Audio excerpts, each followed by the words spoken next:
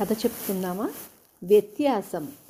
ఇద్దరు అన్నదమ్ములు తగాదా పడి న్యాయాధికారి వద్దకు తీర్పుకు వచ్చారు. వారిలో ఒకడు లక్షాధికారి, రెండవవాడు పరమ దరిద్రుడు. ఇద్దరు ఒక తండ్రి బిడ్డలు కదా.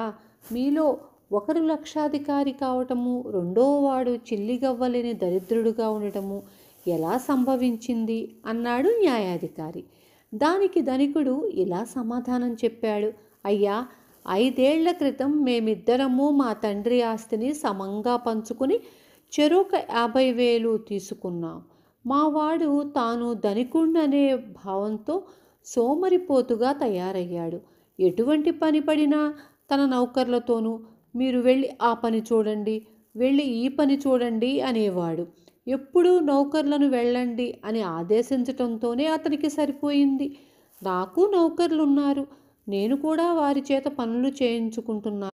అయితే నేనెన్నడూ నా పని వారికి అప్పగించలేదు. రండి, ఫలానా పని ఉన్నది అని అనేవాణ్ణి.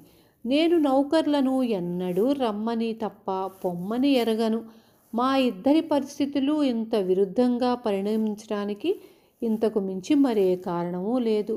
ఇదే మా ఇద్దరి పరిస్థితికి వ్యత్యాసము. అర్థమైందా? రేపు మళ్ళీ ఇంకొక కథ చెప్పుకుందాం.